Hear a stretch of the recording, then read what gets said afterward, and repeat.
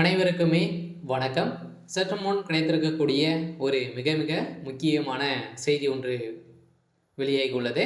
சற்று முன் அமைச்சர் ஆகின்றார். இது மாதிரி பார்த்தீங்கன்னா செய்திகள் வெளியே இருக்கு. ஸோ யார் என்ன அப்படின்றத மொட்டையாக பார்த்தீங்கன்னா அமைச்சர் ஆகிறார் அப்படின்ற மாதிரி சொல்கிறேங்க. யார் அமைச்சராக பொறுப்பேற்க போகிறார்? புதியதாக வந்திருக்கக்கூடிய ஈரோடு பார்த்தீங்கன்னா ஸோ கிழக்கு இடைத்தேர்தல் நடைபெற்றது. ஸோ அதில் போட்டியிட்ட செந்தில்குமார் அவர்கள் தான் பார்த்தீங்கன்னா ஏற்கனவே விஜயகாந்த் கட்சியிலேருந்து இருந்து ஸோ ஸோ திமுகவுக்கு ஜாயின்ட் ஆன ஒரே சார் விசி செந்தில்குமார் அவர்கள் தான். ஸோ இவர் பார்த்தீங்கன்னா ஏற்கனவே சமீப காலத்தில் முதல்வர் ஸ்டாலின் அவர்களுக்கு ஒரு நெருங்கிய ஸோ நண்பராக தான் இருந்திருக்கக்கூடிய ஸோ நிலையில் தான் பார்த்தீங்கன்னா இப்போ அதிரடியாக இப்போ கன்ஃபார்ம் ஆகிருச்சு இல்லையா. ஸோ திமுக பார்த்தீங்கன்னா அமோக வெற்றி பெறும் அப்படின்ற மாதிரி கன்ஃபார்ம் ஆகிருக்கக்கூடிய நிலையில் ஏன் அப்படின்னு சொல்கிறோம் அப்படின்னு பார்த்தீங்கன்னா ஸோ அவங்க ஒரு ஓட்டுக்கு ரூபாய் கொடுத்து ஸோ நிறைய கள்ள ஓட்டுகளை செலுத்தியதாக ஏற்கனவே அனைவருக்குமே தெரிந்த விஷயம்தான். ஸோ அதனால் பார்த்தீங்கன்னா திமுக அமோக வெற்றி பெறப்போகுது. ஸோ இதில் அமைச்சராக ஸோ தேர்தல் முடிவுகள் வந்தவுடனே ஸோ விசி செந்தில்குமார் அவர்களுக்கு பொறுப்பு கொடுக்கலாம் அப்படின்ற மாதிரி திமுகவுடைய தலைமையகம் ஸோ பேச்சுவார்த்தைகள் நடத்துவதாக ஒரு செய்தி வெளியே இருக்குது. ஸோ இதை பற்றி இந்த வீடியோவில் பார்க்கலாம். ஸோ அதுக்கு முன்னாடி நம்ம சேனலுக்கு இப்போ தான் நீங்கள் முதல் முறையாக வந்திருக்கீங்க அப்படின்னா மறக்காமல் ஸோ நம்மளுடைய சேனலை சப்ஸ்கிரைப் பண்ணி சப்போர்ட் பண்ணுங்கள். ஸோ வாங்க வீடியோக்குள்ளே போகலாம். ஸோ பார்த்தீங்கன்னா இப்போ ஈரோடு கிழக்கு இடைத்தேர்தல் நடைபெற்றது இல்லையா. ஸோ பிப்ரவரி 5ஆம் தேதி ஸோ நடைபெற்றது.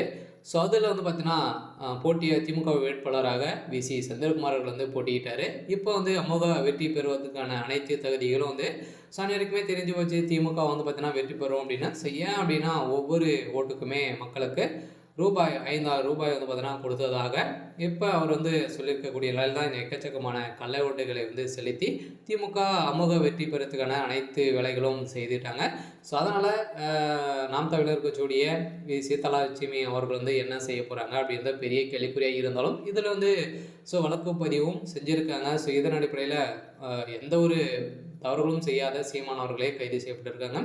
இதனாலும் திமுகவுடைய ஆளுங்கட்சியாக இருக்கக்கூடிய அதனால் ஸோ அவங்க என்ன செய்தாலும் அரசு என்ன பண்ணுது அப்படின்றது அனைவருக்குமே தெரியுது இல்லையா. ஸோ இந்த விஷயத்தில் எப்படி அமைச்சராக ஆகின்றார் அப்படின்னு பார்த்தீங்கன்னா ஸோ திமுகவுக்கு ஒரு நெருங்கிய நண்பராக தான் முதல்வர் ஸ்டாலின் அவர்களுக்கு ஒரு முக்கிய நபராக விளங்கி வருகின்றக்கூடியவர் தான் செந்தில்குமார். இதன் அடிப்படையில் தான் இப்போ பார்த்தீங்கன்னா ஏற்கனவே வேறு கட்சியிலேருந்து வரவர்களுக்கு அனைவருக்குமே பார்த்தீங்கன்னா இது வரைக்குமே திமுக 15 பேருக்கு மேலே பார்த்தீங்கன்னா அமைச்சராக பொறுப்பேற்று இருக்காங்க. ஸோ இதே மாதிரி தான் இவர் பார்த்தீங்கன்னா விஜயகாந்த் கட்சியிலேருந்து வந்தவர். ஸோ அதில் இவர் திடீர்னு பார்த்தீங்கன்னா இப்போ ஈரோட்டில் இடைத்தேர்தலில் ஸோ வேட்பாளராக இருந்து இப்போ அமோக வெற்றி பெற்று ஸோ அடுத்ததாக வருகின்ற 10ஆம் தேதியில் பார்த்தீங்கன்னா இவருக்கு அமைச்சர் பொறுப்பு கொடுக்க போகிறதாக ஒரு பரவலாகவே பேசப்பட்டு வந்திருக்கக்கூடிய நிலையில் தான் பார்த்தீங்கன்னா அதிரடியாக இப்போ விசி செந்தில்குமார் அவர் அமைச்சராக பொறுப்பேற்க போகிறாரு.